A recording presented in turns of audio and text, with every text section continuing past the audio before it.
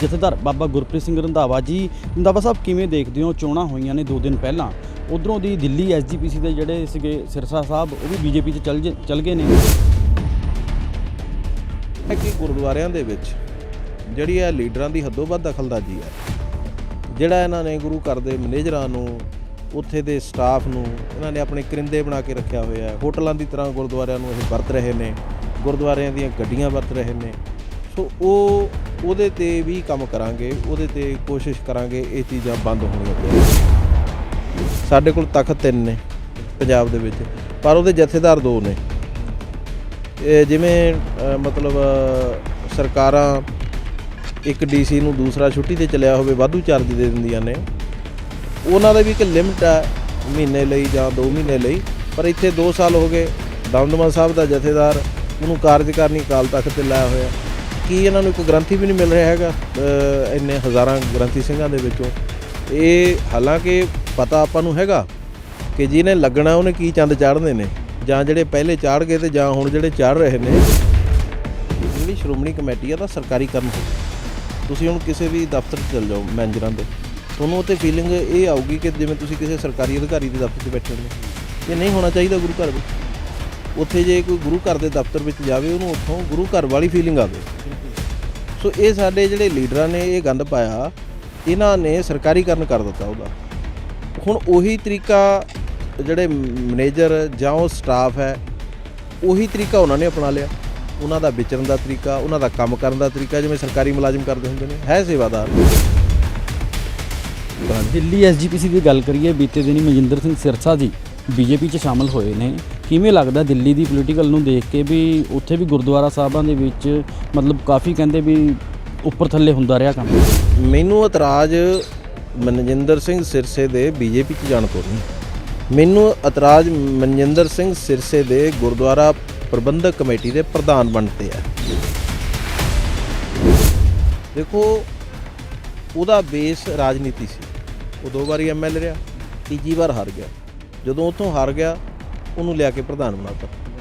ਹੁਣ ਉਹ ਪ੍ਰਧਾਨਗੀ ਹਾਰ ਗਿਆ, ਹੁਣ ਆਪਣੀ ਰਾਜਨੀਤੀ ਕਰਨ ਲਈ ਚਲਿਆ ਗਿਆ। ਮੈਂ ਇਹ ਕਹਿਣਾ ਕਿ ਜਿਹੜਾ ਬੰਦਾ ਕਦੇ ਰਾਜਨੀਤਿਕ ਬਣ ਜਾਵੇ, ਕਦੇ ਧਾਰਮਿਕ ਬਣ ਜਾਵੇ, ਨਾ ਉਹਦੇ 'ਤੇ ਵਿਸ਼ਵਾਸ ਕਰਨਾ ਚਾਹੀਦਾ, ਪਰ ਉਹਨੂੰ ਕਦੇ ਵੀ ਧਾਰਮਿਕ ਪੋਸਟ 'ਤੇ ਨਹੀਂ ਬਿਠਾਉਣਾ ਚਾਹੀਦਾ। ਔਰ ਮੈਂ ਇਹ ਪੁੱਛਣਾ ਚਾਹੁੰਦਾ ਹਾਂ ਕਿ ਤੁਸੀਂ ਕਹਿੰਦੇ ਹੋ ਕਿ ਬੀਜੇਪੀ ਨੇ ਉਹਨੂੰ ਕਹਿ ਦਿੱਤਾ ਕਿ ਜੇਲ੍ਹ ਜਾਂ ਬੀਜੇਪੀ, ਠੀਕ ਹੈ, ਅਤੇ ਸਿਰਸਾ ਸਾਹਿਬ ਨੇ ਬੀਜੇਪੀ ਚੁਣ ਲਈ, ਅਤੇ ਕਿੱਡਾ ਕੁ ਤੁਸੀਂ ਮਹਾਨ ਪ੍ਰਧਾਨ ਲਾਇਆ ਹੋਇਆ ਸੀਗਾ ਜਿਹੜਾ ਜੇਲ੍ਹ ਤੋਂ ਡਰਦਾ ਬੀਜੇਪੀ 'ਚ ਚਲਿਆ ਗਿਆ।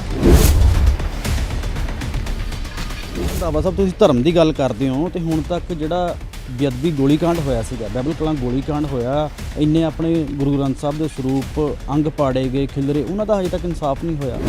ਕਿ ਜਿਹੜੇ ਰਾਜ ਦੇ ਵਿੱਚ ਗੁਰੂ ਗ੍ਰੰਥ ਸਾਹਿਬ ਦੇ ਅੰਗ ਖਿਲਰੇ, ਉਹ ਰਾਜ ਐਸਾ ਖਿਲ ਰਿਹਾ ਕਿ ਮੁੜ ਕੇ ਉਹਦੇ ਜੁੜਨ ਦੀ ਕੋਈ ਸੰਭਾਵਨਾ ਨਹੀਂ। ਜਿਸ ਬੰਦੇ ਨੇ ਉਹਨਾਂ ਖਿਲਰੇ ਅੰਗਾਂ 'ਤੇ ਉਹ ਸਿੱਖਾਂ ਦੇ ਨਿਕਲੇ ਲਹੂ 'ਤੇ ਸਿਆਸਤ ਕਰਕੇ ਗੁਰਬਾਣੀ ਦਾ ਗੁਟਕਾ ਹੱਥ 'ਚ ਫੜ ਕੇ ਕਿਹਾ, ਮੇਰੇ 'ਤੇ ਯਕੀਨ ਕਰੋ ਮੈਂ ਇਹ ਇਨਸਾਫ ਲਵਾਂਗਾ, ਅਤੇ ਜੇ ਉਹਨੇ ਠੱਗੀ ਮਾਰੀ ਤੇ ਅੱਜ ਮੈਨੂੰ ਕਹਿਣ ਦੀ ਲੋੜ ਨਹੀਂ ਕਿ ਇੱਕ ਕੌਂਸਲਰ ਤੋਂ ਵੀ, ਇੱਕ ਮੁੱਖ ਮੰਤਰੀ ਤੋਂ, ਜਿਹੜਾ ਕੌਂਸਲਰ ਤੋਂ ਮੁੱਖ ਮੰਤਰੀ ਦਾ ਸਫ਼ਰ ਤਾਂ ਦੇਖਿਆ ਸੀ, ਪਰ ਮੁੱਖ ਮੰਤਰੀ ਤੋਂ ਕੌਂਸਲਰ ਦਾ ਸਫ਼ਰ ਸ਼ਾਇਦ ਇਹ ਸਾਡੇ ਗੁਰੂ ਗ੍ਰੰਥ ਸਾਹਿਬ ਦੀ ਸ਼ਕਤੀ ਦਿਖਾਵੇ।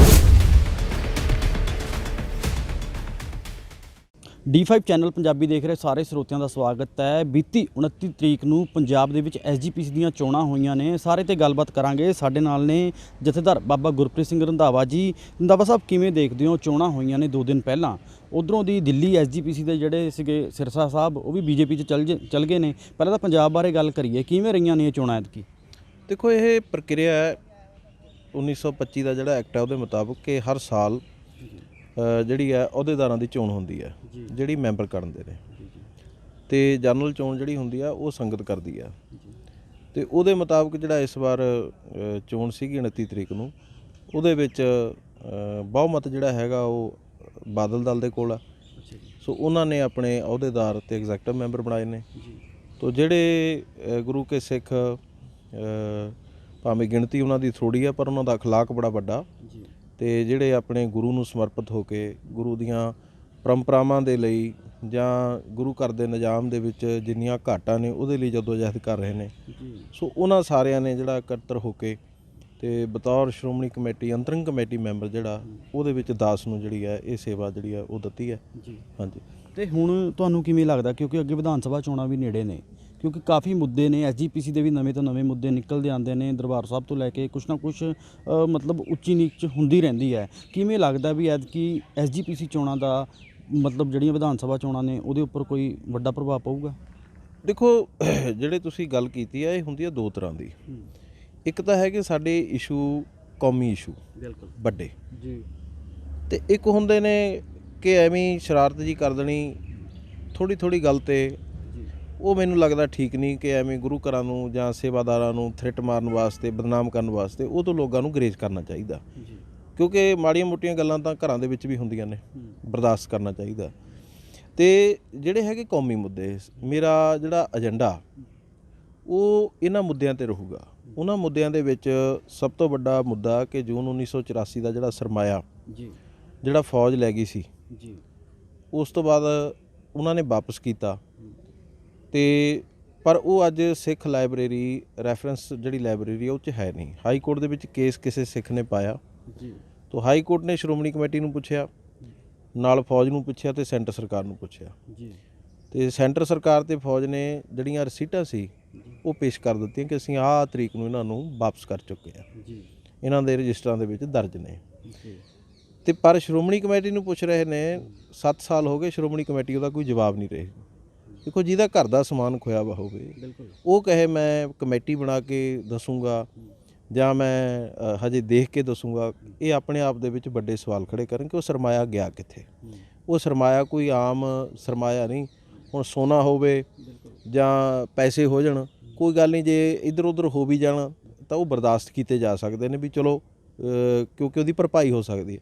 ਪਰ ਉਹ ਸਰਮਾਇਆ ਇਹੋ ਜਿਹਾ ਕਿ ਜਿਹਦੀ ਭਰਪਾਈ ਕੋਈ ਨਹੀਂ, ਕਿਉਂਕਿ ਉਹ ਹੱਥ ਲਿਖਤ ਗੁਰੂ ਗ੍ਰੰਥ ਸਾਹਿਬ ਦੀਆਂ ਬੀੜਾਂ ਨੇ, ਸ੍ਰੀ ਦਸਮ ਗ੍ਰੰਥ ਸਾਹਿਬ ਦੀਆਂ ਬੀੜਾਂ ਨੇ, ਗੁਰੂ ਸਾਹਿਬਾਨਾਂ ਦੇ ਹੁਕਮਨਾਮੇ ਨੇ, ਤੇ ਉਹਦੇ ਵਿੱਚ ਸਾਡੇ ਸਿੱਖ ਇਤਿਹਾਸ ਦੀਆਂ ਜਿਹੜੀਆਂ ਨੇ ਪੋਥੀਆਂ ਨੇ, ਗ੍ਰੰਥ ਨੇ।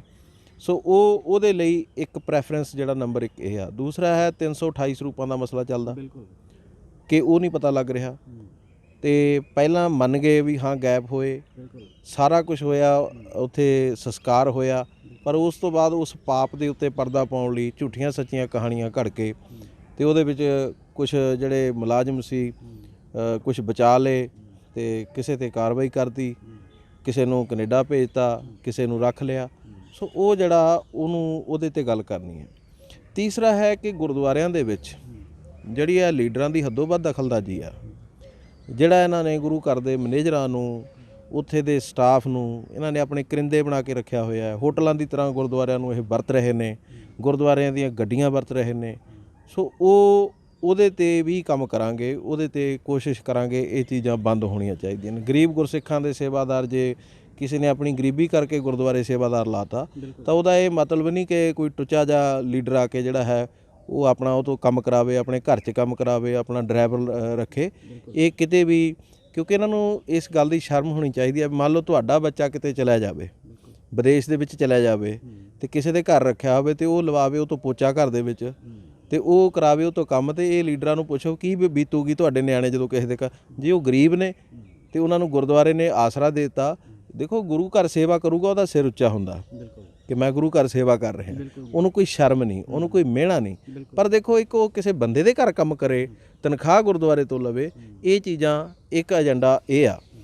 ਤੇ ਲੰਗਰ ਪੰਗਤ ਦੀ ਜਿਹੜੀ ਆ ਉਹਨੂੰ ਉਹ ਸਿਧਾਂਤ ਦੀ ਬੜੀ ਧੱਜੀਆਂ ਜਿਹੜੀਆਂ ਨੇ ਸ਼੍ਰੋਮਣੀ ਕਮੇਟੀ ਵਿੱਚ ਉੱਡ ਰਹੀਆਂ ਨੇ, ਉਹਨਾਂ ਨੂੰ ਲਾਗੂ ਕਰਾਉਣਾ ਇਹ ਵੀ ਇੱਕ ਏਜੰਡਾ। ਲੰਗਰ ਦੀ ਰੰਧਾਵਾ ਸੀ ਆਪਾਂ ਗੱਲ ਕਰੀਏ, ਮੈਂ ਗੱਲ ਟੋਕਦਾ। ਲੰਗਰ ਜਦੋਂ ਬੀਬੀ ਬਾਦਲ ਦਾ ਕਹਿੰਦੇ ਭੋਗ ਸੀਗਾ, ਉਦੋਂ ਵੀ ਮਨਪ੍ਰੀਤ ਬਾਦਲ ਨੇ, ਉਹਨਾਂ ਦੇ ਵੱਡੇ ਭਰਾ ਨੇ, ਬਾਦਲਾਂ ਦੇ ਮਤਲਬ ਪਰਿਵਾਰ 'ਚੋਂ ਹੀ ਆਵਾਜ਼ ਉਠਾਈ ਸੀਗੀ ਵੀ ਜਦੋਂ ਵੱਡੀ ਬੀਬੀ ਬਾਦਲ ਦਾ ਭੋਗ ਸੀਗਾ ਉਦੋਂ ਸਾਰਾ ਲੰਗਰ ਹੈ ਜਿਹੜਾ ਉੱਥੋਂ ਦਰਬਾਰ ਸਾਹਿਬ ਤੋਂ ਕਹਿੰਦੇ ਬਣ ਕੇ ਆਇਆ ਸੀ।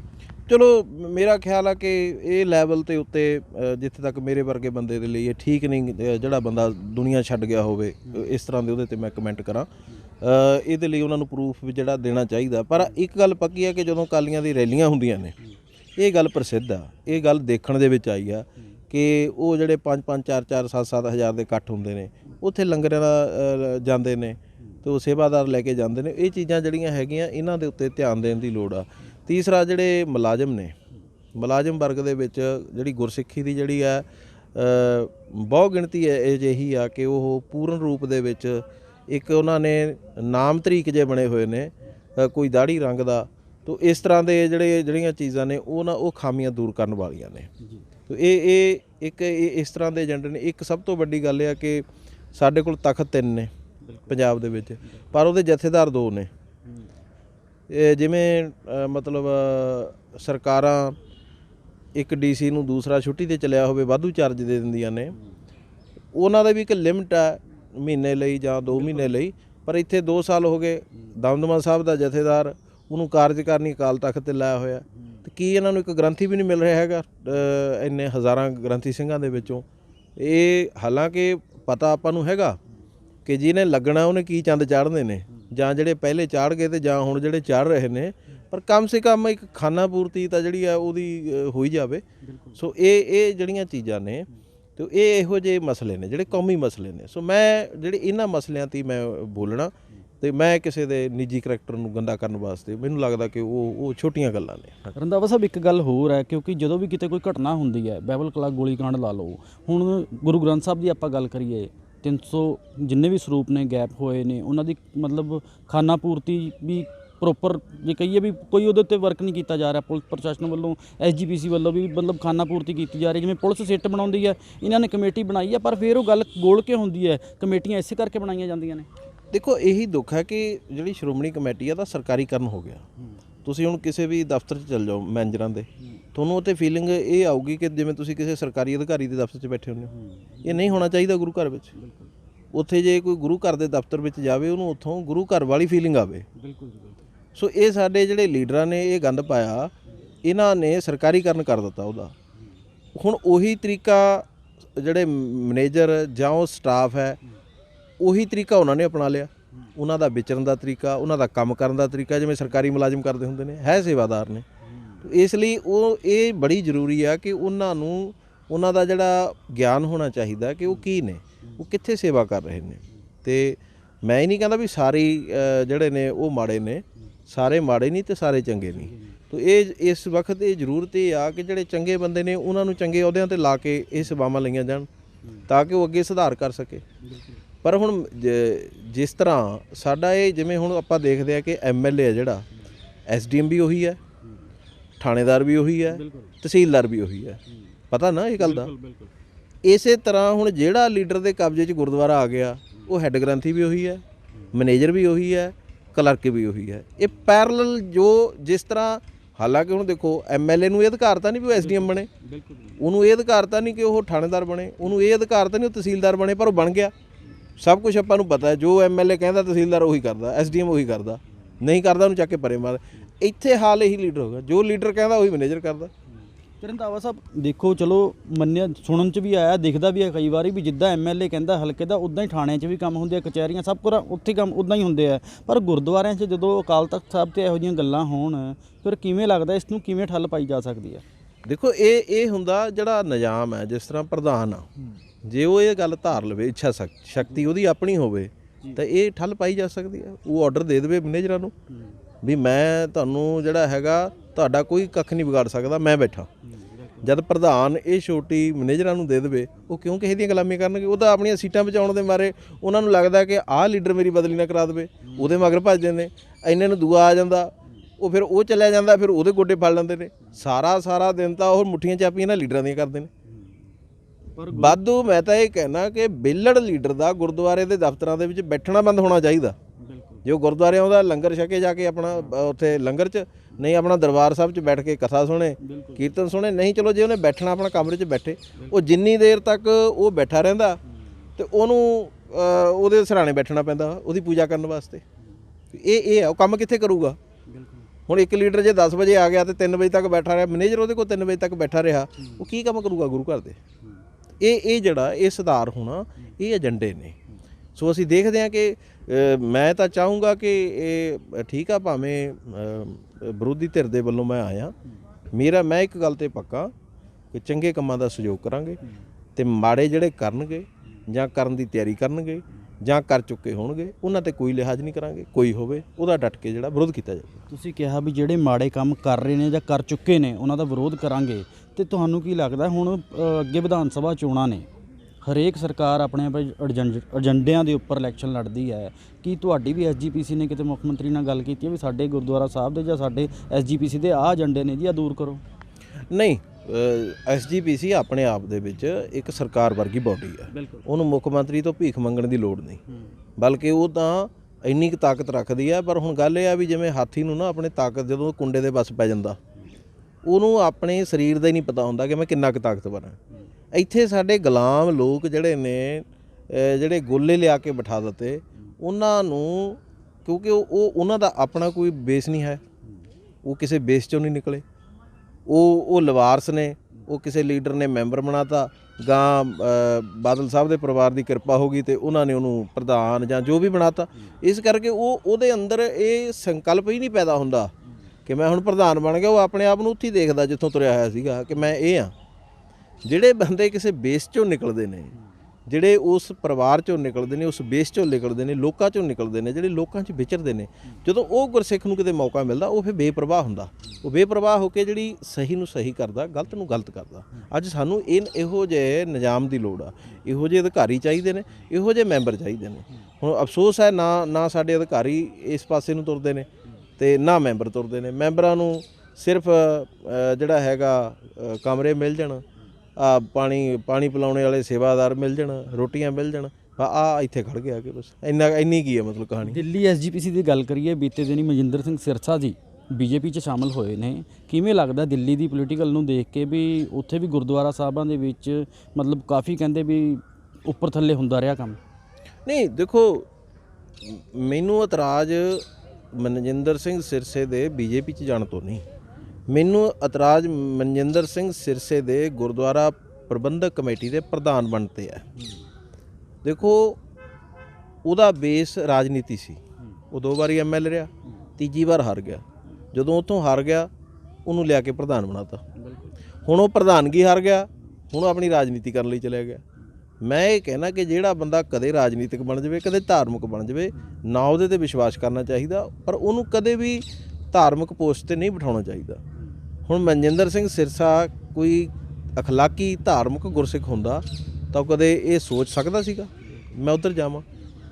ਦੂਸਰੀ ਗੱਲ, ਜਾਵੇ ਲੱਖ ਵਾਰੀ ਜਾਵੇ, ਸਾਨੂੰ ਕੋਈ ਇਤਰਾਜ਼ ਨਹੀਂ।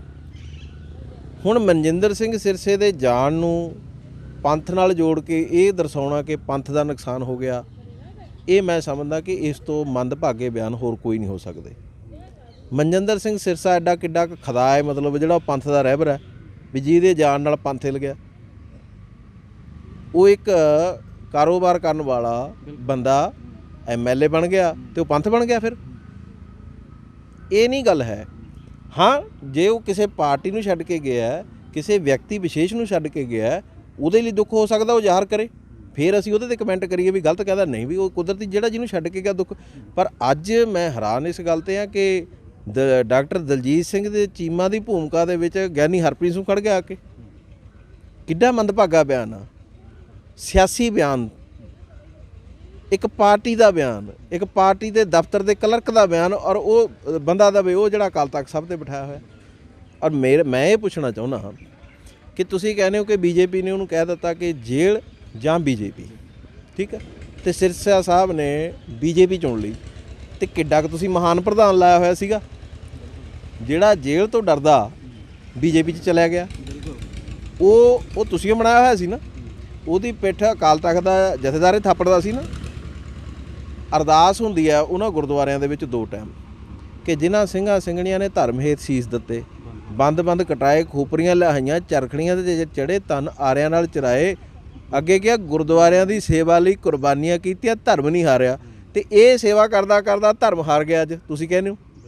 ਇਹਦਾ ਮਤਲਬ ਸੋ ਡਰ ਹੈ ਜੇ ਪਾਪ ਕਮਾਮ ਦਾ। ਜੇ ਉਹ ਨਰੋਲ ਸੇਵਾਦਾਰ ਹੁੰਦਾ, ਧਾਰਮਿਕ ਬੰਦਾ ਹੁੰਦਾ, ਬੀਜੇਪੀ ਦੀ ਕੀ ਜ਼ਰੂਰਤ ਹੈ ਕਿ ਉਹਨੂੰ ਜੇਲ੍ਹ 'ਚ ਪਾਉਣ ਦੀ? ਕੋਈ ਜੇਲ੍ਹ ਜਾਣੇ ਵਾਲੇ ਕੰਮ ਕਰੇ ਹੋਣਗੇ ਨਾ। ਤੇ ਫਿਰ ਜੇ ਹੁਣ ਕੋਈ 2 ਨੰਬਰ ਦੇ ਧੰਦੇ ਕਰੇ, ਉਹੋ ਜਿਹੇ ਕੰਮ ਕਰੇ, ਤੇ ਫਿਰ ਤੁਸੀਂ ਉਹਨੂੰ ਧਰਮ ਦੀ ਆੜ ਦੇ ਕੇ ਕਹੋਗੇ?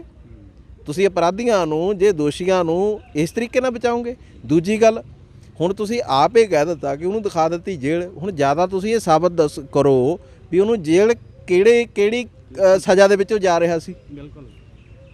ਫਿਰ ਤਾਂ ਬੀਜੇਪੀ ਦੇ ਉੱਤੇ ਇਹ ਤਾਂ ਹੁਣ ਇੱਕ ਗੁਪਤ ਗੱਲ ਹੈ ਨਾ। ਹੁਣ ਸਿਰਫ ਤੁਸੀਂ ਆਪਣਾ ਜਿਹੜਾ ਡੀਮੋਰਲਾਈਜੇਸ਼ਨ ਤੁਹਾਡਾ ਹੋ ਗਿਆ, ਲੋਕਾਂ ਦੇ ਵਿੱਚ ਹੋ ਗਿਆ, ਤੁਹਾਨੂੰ ਇਹ ਸੱਟ ਲੱਗੀ ਆ, ਤੁਸੀਂ ਉਹਨੂੰ ਪ੍ਰੋਜੈਕਟ ਕੀਤਾ ਹੋਇਆ ਸੀ ਬੜੇ ਮਹਾਨ ਪੰਥਕ ਆਗੂ ਦੇ ਰੂਪ ਦੇ ਵਿੱਚ, ਉਹ ਚਲਿਆ ਗਿਆ ਉਸ ਪਾਰਟੀ ਦੇ ਵਿੱਚ ਜਿਹਦੇ ਨਾਲ ਸਾਡੀ ਆਈਡੀਓਲੋਜੀ ਨਹੀਂ ਮਿਲਦੀ। ਹੁਣ ਤੁਹਾਡੇ ਕੋਲ ਹੋਰ ਕੁਝ ਕਹਿਣ ਨੂੰ ਨਹੀਂ ਮਿਲਿਆ ਤੇ ਤੁਸੀਂ ਆਹ ਕੁਝ ਕਹਿਤਾ। ਫਿਰ ਇਹ ਪੁੱਛਦੇ ਆ ਵੀ ਇਹ ਵੀ ਦੱਸਣਾ ਚਾਹੀਦਾ, ਜਦੋਂ ਅਨਿਲ ਜੋਸ਼ੀ ਬੀਜੇਪੀ ਛੱਡ ਕੇ ਅਕਾਲੀ ਦਲ 'ਚ ਆਇਆ ਸੀ ਉਦੋਂ ਪੰਥ ਦੀ ਕੀ ਸਥਿਤੀ ਸੀ। ਜਦੋਂ ਜੋਗਿੰਦਰਪਾਲ ਜੈਨ ਤੇ ਹੋਰ ਕਿੰਨੇ ਐਮਐਲਏ ਜਿਹੜੇ ਛੱਡ ਕੇ ਕਾਂਗਰਸ ਨੂੰ ਅਕਾਲੀ ਦਲ 'ਚ ਆਏ ਸੀ, ਉਦੋਂ ਪੰਥ ਦੀ ਕੀ ਪੋਜੀਸ਼ਨ ਸੀ। ਉਹ ਤਾਂ ਉਸ ਪਾਰਟੀ 'ਚ ਆਏ ਸੀ ਜਿਹਨੇ 1984 ਦਾ ਅਟੈਕ ਕਰਕੇ ਸ੍ਰੀ ਅਕਾਲ ਤਖਤ ਸਾਹਿਬ ਢਾਤਾ ਸੀਗਾ। ਇਹ ਗੱਲਾਂ ਅੱਜ ਤੁਸੀਂ ਕਹੋ ਇੱਕ ਬੰਦਾ ਚਲਾ ਗਿਆ ਵੀ ਉਹ ਤਾਂ ਪੰਥ ਤੇ ਹਮਲਾ ਹੋ ਗਿਆ, ਨਹੀਂ। ਪੰਥ ਤੇ ਹਮਲਾ 1984 'ਚ ਹੋਇਆ ਸੀ ਜਦੋਂ ਅਕਾਲ ਤਖਤ ਸਾਹਿਬ ਢਾਇਆ। ਪੰਥ ਤੇ ਹਮਲਾ ਉਦੋਂ ਹੋਇਆ ਸੀ ਜਦੋਂ 2 ਲੱਖ ਸਿੱਖ ਨੌਜਵਾਨ ਮਾਰ ਦਿੱਤਾ ਗਿਆ ਪੰਜਾਬ ਦੇ ਵਿੱਚ। ਪੰਥ ਤੇ ਹਮਲਾ ਉਦੋਂ ਹੋਇਆ ਸੀ ਜਿੱਦਣ ਬਰਗਾੜੀ ਦੇ ਵਿੱਚ ਸਿੱਖਾਂ ਤੇ ਗੋਲੀਆਂ ਚੱਲੀਆਂ ਸੀ। ਪੰਥ ਤੇ ਹਮਲਾ ਉਦੋਂ ਹੋਇਆ ਸੀ ਜਿੱਦਣ ਸ੍ਰੀ ਗੁਰੂ ਗ੍ਰੰਥ ਸਾਹਿਬ ਮਹਾਰਾਜ ਸਾਹਿਬ ਦੇ ਪੱਤਰੇ ਖਿਲ ਰਹੇ ਸੀ। ਪੰਥ ਤੇ ਹਮਲਾ ਉਸ ਦਿਨ ਹੋਇਆ ਸੀ ਜਦੋਂ ਤੇਜਾ ਸਿੰਘ ਸਮੁੰਦਰੀ ਹਾਲ ਨੂੰ ਕਾਲਾ ਕਲੰਕ ਲਾਇਆ ਸੀ, ਡੇਰੇ ਰਾਮ ਰਹੀਮ ਨੂੰ ਮਾਫੀ ਦੇ ਕੇ 90 ਲੱਖ ਦੇ ਗੁਰੂ ਦੀ ਗੋਲਕ ਦੇ ਇਸ਼ਤਿਹਾਰ ਦੇ ਕੇ, ਤੇ ਤੁਸੀਂ ਇਹ ਕਿਹਾ ਸੀ ਕਿ ਬਹੁਤ ਵਧੀਆ ਕੰਮ ਹੋਇਆ, ਤੇ ਜਿਹੜਾ ਕਿ 10 ਦਿਨਾਂ ਬਾਅਦ ਤੁਹਾਨੂੰ ਉਹ ਹੁਕਮਨਾਮਾ ਵਾਪਸ ਹੋਇਆ। ਤੇ ਇਹ ਸੀ ਪੰਥ ਤੇ ਹਮਲੇ। ਤਾਂ ਸਿਰਸੇ ਦਾ ਜਾਣਾ ਪੰਥ ਤੇ ਹਮਲਾ ਨਹੀਂ ਹੈ। ਕੋਈ ਆਵੇ ਕੋਈ ਜਾਵੇ, ਕੋਈ ਕਿਸੇ ਪਾਰਟੀ 'ਚੋਂ ਛੱਡ ਕੇ ਅਕਾਲੀ ਦਲ 'ਚ ਆ ਜਾਵੇ, ਇਹਦੇ ਨਾਲ ਪੰਥ ਨੂੰ ਕੁਝ ਨਹੀਂ ਮਿਲਣ ਵਾਲਾ। ਕੋਈ ਅਕਾਲੀ ਦਲ 'ਚੋਂ ਛੱਡ ਕੇ ਚਲਾ ਜਾਵੇ, ਇਹ 'ਚ ਪੰਥ ਦਾ ਕੁਝ ਨਹੀਂ ਵਿਗੜਨ ਵਾਲਾ। ਉਹ ਇੱਕ ਸਿਆਸੀ ਪਾਰਟੀ ਆ, ਉਹ ਇੱਕ 1996 ਦੇ ਵਿੱਚ ਡਿਕਲੇਅਰ ਕੀਤੀ ਹੋਈ ਪੰਜਾਬੀ ਪਾਰਟੀ ਆ। ਤਾਂ ਇਸ ਕਰਕੇ ਉਹ ਪਾਰਟੀ ਜਿਹੜੀ ਆਪਣੇ ਆਪ ਨੂੰ ਪੰਜਾਬੀਆਂ ਦੀ ਕਹਿੰਦੀ ਆ ਵੀ ਮੈਂ ਅਗਵਾਈ ਕਰਦੀ ਆ, ਉਹਦਾ ਪੰਥ ਦਾ ਇੱਥੋਂ ਕਿੱਥੋਂ ਲੈਣ ਦੇਣ ਆ ਗਿਆ। ਤੇ ਜਿਵੇਂ ਰੰਧਾਵਾ ਸਾਹਿਬ, ਆਖਰੀ ਸਵਾਲ ਹੈ ਵੀ 22 ਦੀਆਂ ਚੋਣਾਂ ਨੇ, ਵੀ ਹੁਣ ਤੁਸੀਂ ਕਿਵੇਂ ਦੇਖਦੇ ਹੋ ਐਸਜੀਪੀਸੀ ਦਾ ਜਿਵੇਂ ਸ਼ੁਰੂ ਤੋਂ ਹੀ ਉੱਪਰ ਧੱਬਾ ਲੱਗਦਾ ਆਉਂਦਾ ਵੀ ਬਾਦਲ ਦਲ ਦਾ ਕਬਜ਼ਾ ਹੈ, ਕਿਵੇਂ ਦੇਖਦੇ ਹੋ 22 ਦੀਆਂ ਚੋਣਾਂ 'ਚ ਕਿਵੇਂ ਦੇਖਣ ਨੂੰ ਮਿਲੂਗਾ ਬਾਦਲ ਦਲ? ਦੇਖੋ ਇਹ ਤਾਂ ਹੁਣ ਜਿਹੋ ਜੀ ਫਸਲ ਬੀਜੀ ਹੁੰਦੀ ਆ ਉਹੋ ਜੀ ਵੱਢੀ ਜਾਂਦੀ ਆ, ਤੇ ਉਹਦੇ ਵਿੱਚ ਫਸਲ ਦਾ ਚੰਗਾ ਹੋਣਾ, ਫਸਲ ਦਾ ਉੱਗਣਾ, ਜਿਹੜਾ ਮੌਸਮ ਹੁੰਦਾ, ਰੁੱਤ ਹੁੰਦੀ ਆ, ਉਹਦੀ ਵੀ ਬੜੀ ਅਹਿਮ ਭੂਮਿਕਾ ਹੁੰਦੀ ਆ।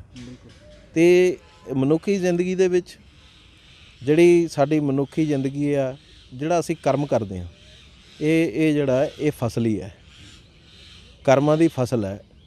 ਤੇ ਜਿਹੜਾ ਫਿਰ ਬੰਦਾ ਜਿਹੜਾ ਉਹਨੂੰ ਭੋਗਣਾ ਹੈ ਉਸ ਤੋਂ ਬਾਅਦ ਜਿਹੜਾ ਉਹਦਾ ਫਲ ਮਿਲਣਾ ਹੈ ਕਰਮ ਦਾ, ਉਹ ਸਮਝ ਲਓ ਕਿ ਉਹ ਫਲ ਹੁੰਦਾ, ਉਹ ਫਸਲ ਦਾ ਜਿਹੜੀ ਬੀਜੀ ਹੁੰਦੀ ਆ, ਤੇ ਇਹ ਉਹਦਾ ਨਤੀਜਾ ਨਿਕਲਦਾ ਹੁੰਦਾ।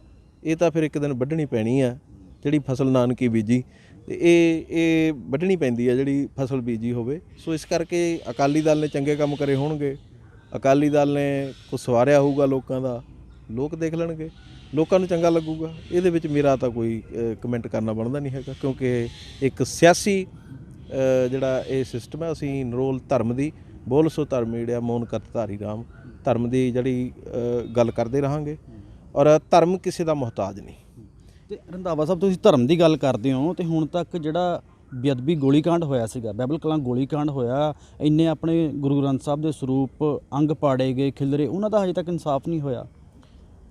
ਦੇਖੋ, ਗੁਰੂ ਸਾਹਿਬ ਨੂੰ ਤਾਂ ਇਨਸਾਫ ਕੋਈ ਮਨੁੱਖ ਨਹੀਂ ਦੇ ਸਕਦਾ, ਪਰ ਇੱਕ ਗੱਲ ਇਹ ਦੁਨੀਆ ਨੂੰ ਸਮਝ ਲੈਣੀ ਚਾਹੀਦੀ ਹੈ ਕਿ ਜਿਹੜੇ ਰਾਜ ਦੇ ਵਿੱਚ ਗੁਰੂ ਗ੍ਰੰਥ ਸਾਹਿਬ ਦੇ ਅੰਗ ਖਿਲਰੇ, ਉਹ ਰਾਜ ਐਸਾ ਖਿਲ ਰਿਹਾ ਕਿ ਮੁੜ ਕੇ ਉਹਦੇ ਜੁੜਨ ਦੀ ਕੋਈ ਸੰਭਾਵਨਾ ਨਹੀਂ। ਜਿਸ ਬੰਦੇ ਨੇ ਉਹਨਾਂ ਖਿਲਰੇ ਅੰਗਾਂ 'ਤੇ ਉਹ ਸਿੱਖਾਂ ਦੇ ਨਿਕਲੇ ਲਹੂ 'ਤੇ ਸਿਆਸਤ ਕਰਕੇ ਗੁਰਬਾਣੀ ਦਾ ਗੁਟਕਾ ਹੱਥ 'ਚ ਫੜ ਕੇ ਕਿਹਾ ਮੇਰੇ 'ਤੇ ਯਕੀਨ ਕਰੋ, ਮੈਂ ਇਹ ਇਨਸਾਫ ਲਵਾਂਗਾ, ਤੇ ਜੇ ਉਹਨੇ ਠੱਗੀ ਮਾਰੀ, ਤੇ ਅੱਜ ਮੈਨੂੰ ਕਹਿਣ ਦੀ ਲੋੜ ਨਹੀਂ ਕਿ ਇੱਕ ਕੌਂਸਲਰ ਤੋਂ ਵੀ, ਇੱਕ ਮੁੱਖ ਮੰਤਰੀ ਤੋਂ, ਜਿਹੜਾ ਕੌਂਸਲਰ ਤੋਂ ਮੁੱਖ ਮੰਤਰੀ ਦਾ ਸਫ਼ਰ ਤਾਂ ਦੇਖਿਆ ਸੀ, ਪਰ ਮੁੱਖ ਮੰਤਰੀ ਤੋਂ ਕੌਂਸਲਰ ਦਾ ਸਫ਼ਰ ਸ਼ਾਇਦ ਇਹ ਸਾਡੇ ਗੁਰੂ ਗ੍ਰੰਥ ਸਾਹਿਬ ਦੀ ਸ਼ਕਤੀ ਦਿਖਾ ਰਹੀ ਹੈ। ਤੇ ਇਸ ਲਈ ਹੁਣ ਚਾਹੇ ਮੌਜੂਦਾ ਮੁੱਖ ਮੰਤਰੀ ਹੈ, ਚਾਹੇ ਕੋਈ ਇਹ ਤੋਂ ਬਾਅਦ ਕੱਲ੍ਹ ਨੂੰ ਕੋਈ ਆਊਗਾ, ਮੈਂ ਇਹੀ ਕਹਿਣਾ ਗੱਲ ਉਹ ਕਰਿਓ ਜਿਹੜੀ ਪਗਾ ਸਕਦੇ ਹੋ। ਕਿਤੇ ਗੁਰੂ ਦੀ ਆੜ ਲੈ ਕੇ ਠੱਗੀ ਮਾਰਨ ਦੀ ਕੋਸ਼ਿਸ਼ ਨਾ। ਗੁਰੂ ਦਾ ਜਿਹੜਾ ਡੰਡਾ ਨਾ, ਇਹਦੀ ਆਵਾਜ਼ ਘੱਟ ਆ, ਤੇ ਪਰ ਬੰਦਾ ਬਚਦਾ ਨਹੀਂ ਹੈਗਾ ਜਦੋਂ ਇਹ ਫਿਰਦਾ। ਇਹ ਚੱਕੀ ਜਿਹੜੀ ਆ ਪਰਮਾਤਮਾ ਦੀ, ਪੀਂਦੀ ਬਹੁਤ ਬਰੀਕ ਆ, ਚੱਲਦੀ ਥੋੜ੍ਹੀ ਜਿਹੀ ਸਲੋ ਆ। ਹਾਂਜੀ, ਬਹੁਤ ਬਹੁਤ ਧੰਨਵਾਦ। ਇਹ ਸਨ ਐਸਜੀਪੀਸੀ ਦੇ ਗੁਰਪ੍ਰੀਤ ਸਿੰਘ ਰੰਧਾਵਾ ਜੀ, ਜਿਨ੍ਹਾਂ ਨੇ 22 ਦੀਆਂ ਚੋਣਾਂ ਨੂੰ ਲੈ ਕੇ ਤੇ ਹੋਰ ਪੰਜਾਬ ਦੀ SGPC ਦਿੱਲੀ SGPC ਬਾਰੇ ਸਾਡੇ ਨਾਲ ਵਿਚਾਰ ਜਿਹੜੇ ਸਾਂਝੇ ਕੀਤੇ ਨੇ। ਕੈਮਰਾਮੈਨ ਰਵੀ ਦੇ ਨਾਲ Harjeet Matharu DY channel Punjabi Chandigarh. D5 channel Punjabi ਹੁਣੇ ਸਬਸਕ੍ਰਾਈਬ ਕਰੋ, ਬੈਲ ਆਈਕਨ ਤੇ ਕਲਿੱਕ ਕਰੋ। ਬਾਣੀ ਗੁਰੂ ਗੁਰੂ ਹੈ ਬਾਣੀ ਵਿੱਚ ਬਾਣੀ ਅੰਮ੍ਰਿਤ ਸਾਰੇ। ਗਿਆਨੀ ਸਾਹਿਬ ਸਿੰਘ ਜੀ ਸ਼ਾਹਬਾਦ ਮਾਰਕੰਡਾ ਵਾਲਿਆਂ ਨਾਲ ਕਰੋ ਸਿੱਧੀ ਗੱਲਬਾਤ ਤੇ ਜਾਣੋ ਗੁਰਬਾਣੀ ਦੇ ਅਰਥ। ਰੋਜ਼ਾਨਾ ਪਾਠ ਕਰਨ ਵਾਲੇ ਇਹ ਪ੍ਰੋਗਰਾਮ ਜ਼ਰੂਰ ਦੇਖਣ ਤੇ ਗੁਰੂ ਸਾਹਿਬ ਦੀਆਂ ਅਸੀਸਾਂ ਦੇ ਪਾਤਰ ਬਣਨ। ਦੇਖਣਾ ਨਾ ਭੁੱਲਣਾ ਸਾਡਾ ਖਾਸ ਪ੍ਰੋਗਰਾਮ ਗੁਰਬਾਣੀ ਗਿਆਨ, ਐਤਵਾਰ ਸਵੇਰੇ 7 ਤੋਂ 8 ਵਜੇ ਤੱਕ D5 ਚੈਨਲ ਪੰਜਾਬੀ ਤੇ। ਕੀ ਹੁੰਦੀ ਹੈ ਜਮਾਬੰਦੀ, ਕਿਵੇਂ ਬਣਦੀ ਹੈ ਵਸੀਅਤ, ਜ਼ਮੀਨ ਜਾਇਦਾਦ ਦੇ ਹਰ ਮਸਲੇ ਤੇ ਕਰਾਂਗੇ ਚਰਚਾ। ਦੇਖਣਾ ਨਾ ਭੁੱਲਣਾ ਸਾਡਾ ਖਾਸ ਪ੍ਰੋਗਰਾਮ naibtehsildar.com ਕਾਨੂੰਨ ਜਾਇਦਾਦ ਦਾ।